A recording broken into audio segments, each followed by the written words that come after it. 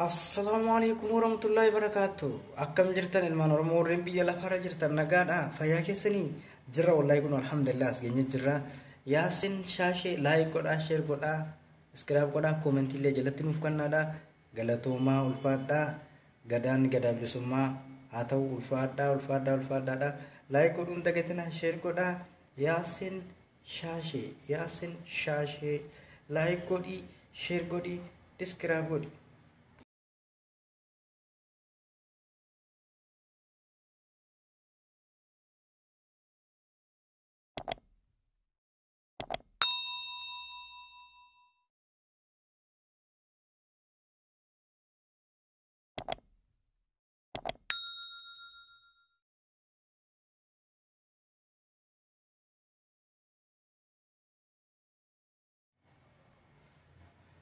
Assalamualaikum warahmatullahi wabarakatuh. Kam jirtan ilman Oromoo warreen biyya lafaarra jirtanii wallahi alhamdulillah baga jiraatanii baga geessanii bara haaraa kana bara milkii rabbi isiniif haa godhu. Barri 2020 barri 2014 bara milkiidhaa bara Oromoon tokkummaa isii ittiin jabeeffattu rabbi nuuf haa godhu. Bara hayyoonni keenya illee mana hidhaa ittiin ba'an rabbi nuuf haa godhu. Bara dhukkubsatallee itti fayyu rabbi nuuf haa godhu. Bara Oromoon tokkummaa isii ittiin cibsattu rabbi nuuf haa godhu. Bara Oromiyaan walaba baatu rabbi nuuf haa godhu. Bara tokkummaan keenya illee itti cibu rabbi nuuf haa godhu. Hamilee teenya ta'a dur qabsoo teenya ta'a durillee rabbi akka nuuf deebisu abdii qabna. Qeerroon Oromoollee jajjabaachuu qabdi. Barri kun bara haaraa bara gammachuu akka nuuf ta'u. Inshallah ta'ala du'aa keenya jabeessinee kadhachuu qabna. Eessattuu biyyi ofii haadhuma ofiitti wantii fi wama fedhe yooti biyyi ofii biyyuma ofiiti. Kanaafuu biyya keenyaaf qabsaa'uu qabna, sagalee ta'uu qabna. Maaliif Oromiyaan bilisoomtii, Oromiyaan walaba taate arguu qabna. Kanaafuu warra amatarraa bara haaraa rabbi isin haa godhu, isin haa milkeessu isin jenna. Inshallah ta'ala humaan jettu rabbi nuuf haa labsu. Bara haaraa kana keessatti waan haaraa waan gurguddaa tokko hojjechaa jirra. Cheenaallee haaraa wayii bannee turre. Inshallah ta'ala humaan jettu amma gara kuma maatti dhiyaachaa jira.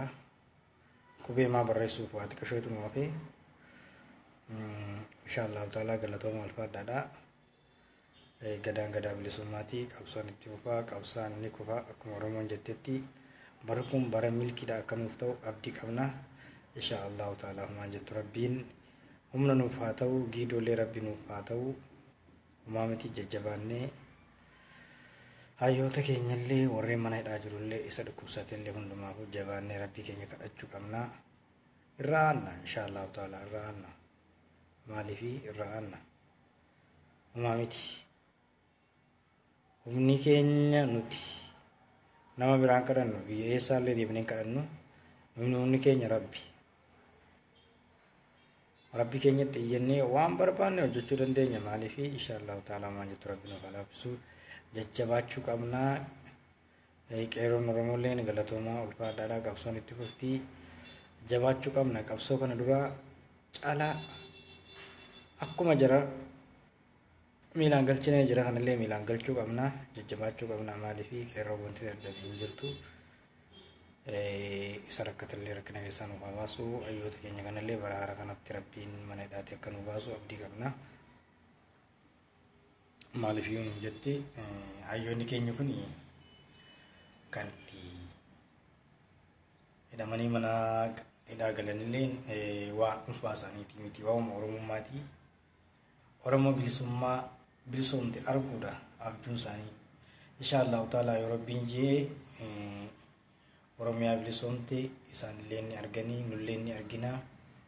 Qabsoon itti fuftii, qabsaan ni kufaa. Inshallah ta'ala jabaachuu qabna ilmaan Oromoo. Qubeen jenereeshiniin qubeen ammaa tun Oromiyaa bilisooma taate ijaaruu qabna, qabsaa'uu qabna, qabsoon itti fufuu qabdi. Jajjabaachuu qabna. Qeerroo teenya tan suudha ragaatti rakkachuu jiru tanaaf illee sagalee ta'uu qabna akka dafanii nuuf galchan iyyachuu qabna. Namu miidiyaa dhuunfaa isaa irratti feesbuukii haa ta'u karaa yuutuub sooshaal miidiyaa hundumarrattuu qabsoonni sagalee addunyaan akka nu dhageessu gochuu qabna. Jajjabaadhaa Oromoon taa'uu hin qabnu. Nuti yeroo keessa teenyu hin jiru. Maaliif jirri kana dura waggaa 150 nutti fayyadamte gana akka nutti hin fayyadamne jabaachuu qabna. Qabsoon itti fuftii, qabsaan ni kufaa, qabsoon itti fuftii. Jajjabaachuu qabna. Jabaadhaa ilmaan Oromoo jabaadhaa, walii hin gatinaadhaa. Qabsoon itti fuftii, wal dhageeffachuu qabna. Beekaa keenyallee dhageeffachuu qabna. Kanumaaf waayyoota keenyallee warreen rakkina hamaa keessa jirullee akka Rabbiin rakkina keessaa nuuf baasu jabeessinee kadhachuu qabna. Qabsooleen itti fufuu akka qabdu dhaamsa jabaan dabarsuu barbaada. Galatoomaa ulfaadhaa.